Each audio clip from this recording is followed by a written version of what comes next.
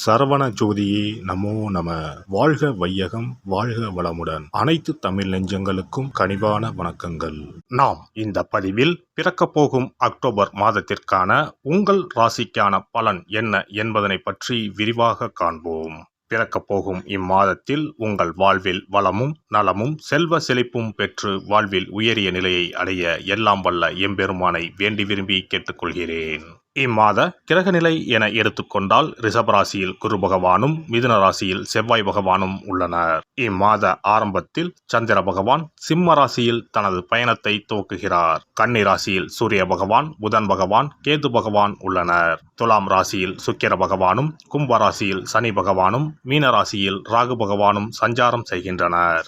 இம்மாத கிரக பயிற்சி என எடுத்துக்கொண்டால் புதன் பகவான் அக்டோபர் மாதம் 10ஆம் தேதி துலாம் ராசிக்கு பயிற்சியாகின்றார். சுக்கிர பகவான் அக்டோபர் மாதம் 12ஆம் தேதி அன்று விருச்சக ராசிக்கு பயிற்சியாகின்றார். அக்டோபர் மாதம் 17ஆம் தேதி இரவு 7:40 சூரிய பகவான் கன்னி ராசியில் இருந்து துலாம் ராசிக்கு பயிற்சியாகின்றார். செவ்வாய் பகவான் அக்டோபர் மாதம் 20ஆம் தேதி அன்று மிதுன ராசியில் இருந்து கடக ராசிக்கு பயிற்சியாகின்றார். நீச்சஸ்தானத்திற்கு செல்லும் செவ்வாய் பகவானால் மிகப்பெரிய மாற்றம் உண்டாகும்.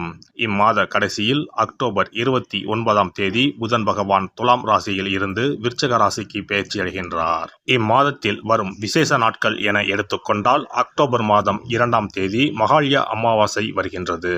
வருடத்திற்கு ஒரு முறை வரக்கூடிய இந்த அமாவாசையில் பித்ருக்கள் மேலோகத்தில் இருந்து பூமிக்கு வந்து நம்மை ஆசீர்வதிக்கக்கூடிய விசேஷமான நாளாகும்.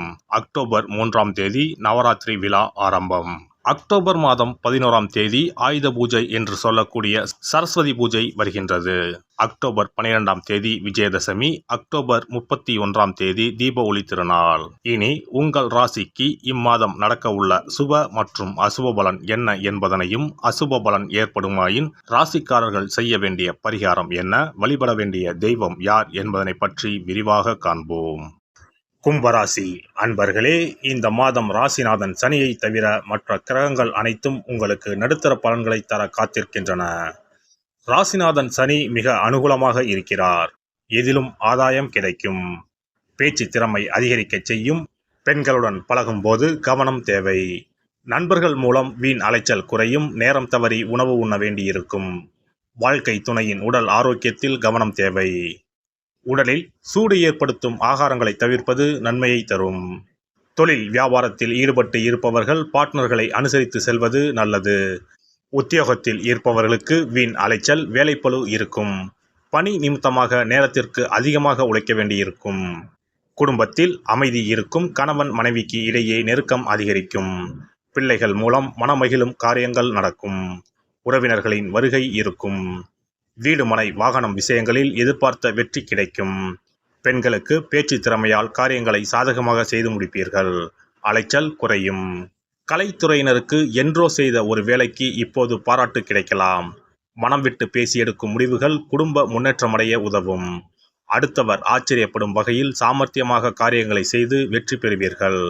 அரசியல் துறையினருக்கு தடைப்பட்டு வந்த காரியங்களில் தடைகள் நீங்கும். ராசி அதிபதி சனியின் சஞ்சாரத்தின் மூலம் சாமர்த்தியமான பேச்சால் ஆதாயம் உண்டாகும். பணவரத்து அதிகரிக்கும். உங்கள் செயல்களுக்கு தடைகளை ஏற்படுத்தியவர்கள் தாமாகவே விலகிச் செல்வார்கள். மாணவர்களுக்கு தேவையற்ற எண்ணங்களை விட்டுவிட்டு மனதை ஒருமுகப்படுத்தி பாடங்களை படிப்பது வெற்றிக்கு உதவும். நட்சத்திர பலன்கள். அவிட்டம் 3, 4ஆம் பாதங்கள். மேல் அதிகாரிகளின் ஆதரவை உத்தியோகஸ்தர்கள் பெறுவார்கள். தொழில் வியாபாரத்தில் இருந்த போட்டிகள் குறையும். வியாபாரம் தொடர்பான பயணங்களால் அலைச்சல் உண்டாகலாம். எதிர்பார்த்த பலன் தாமதப்படும். குடும்பத்தில் சுபகாரியம் நடக்கும். சிலருக்கு குழந்தை பாக்கியம் ஏற்படும். சதயம் நட்சத்திரம். கணவன் மனைவிக்கு இடையே மகிழ்ச்சிகள் கூடும். பிள்ளைகளால் நன்மை ஏற்படும். அவர்களது திறமை கண்டு மனமகிழ்ச்சி கொள்வீர்கள். பெண்களுக்கு வீண் அலைச்சலும் செலவும் ஏற்பட்டாலும் சேமிக்க வேண்டும் என்ற எண்ணம் உருவாகும். எதிர்பார்த்த உதவிகள் கிடைக்கப் பெறுவீர்கள். புரட்டாதி 1, 2, 3 பாதங்கள். போட்டிகள் நீங்கும். எதிர்பார்த்த வெற்றி கிடைக்கும். மனதில் தன்னம்பிக்கை உண்டாகும். எல்லா கஷ்டங்களும் நீங்கும். எதிர்பார்த்த காரியம் சாதகமாக முடியும். வீண் அலைச்சல் உண்டாகும். எதிர்பாராத செலவுகள் ஏற்படும். புதிய காரியங்களில் ஈடுபடும் போது யோசித்து செய்வது நல்லது. மன அமைதி பாதிக்கும்படியான சூழ்நிலை ஏற்பட்டு நீங்கும். சனிக்கிழமை தோறும் சனி ஹோரையில் அருகில் இருக்கும் சிவன் கோவிலுக்கு சென்று வாருங்கள், நல்லதே நடக்கும். சிறப்பு பரிகாரம். சொந்த வீடு அமைவதற்கு ஆன்மீக பரிகாரம்.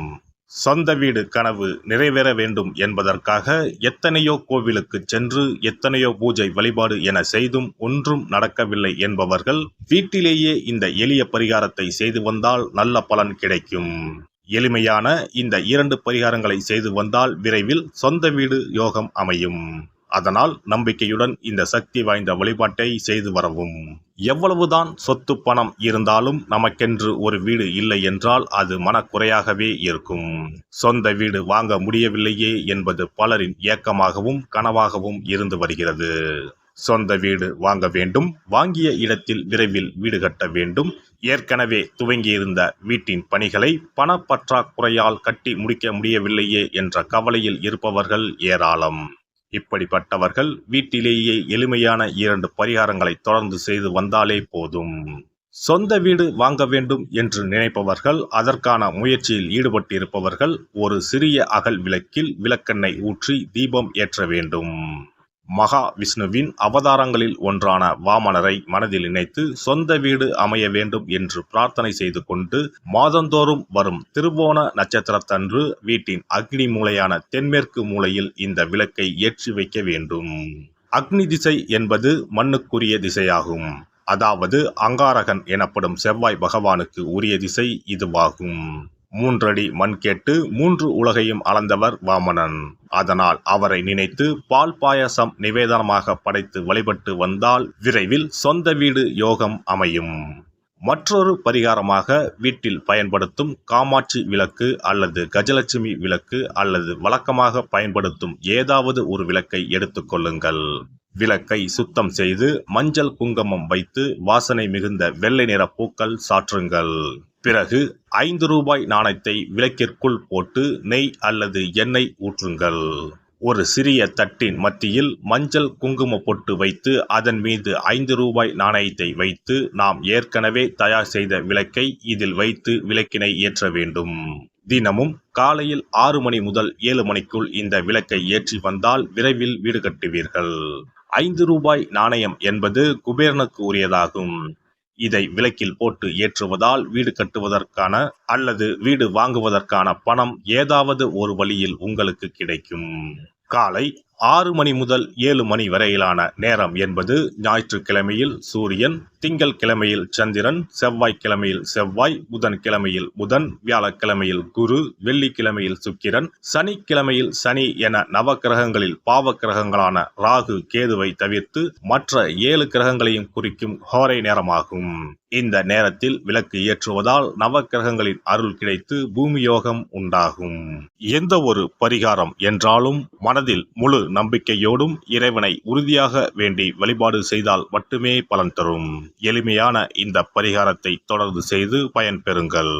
எல்லாம் வல்ல இறையருளால் நீங்களும் உங்கள் அன்பு குடும்பமும் உடல் நலம், நீலாயுள், நிறை செல்வம், உயர் புகழ், மெய்ஞானம் ஓங்கி வாழ்க வளமுடன். இந்த வீடியோ பதிவு உங்களுக்கு பிடித்திருந்தால் லைக் பண்ணுங்க, கமெண்ட் பண்ணுங்க, ஷேர் பண்ணுங்க, மறக்காம சப்ஸ்கிரைப் பண்ணுங்க, பக்கத்துல இருக்கிற பெல் பட்டனை கிளிக் பண்ணுங்க. நன்றி, வணக்கம். ஓம் நமச்சிவாய. சிவாய நம.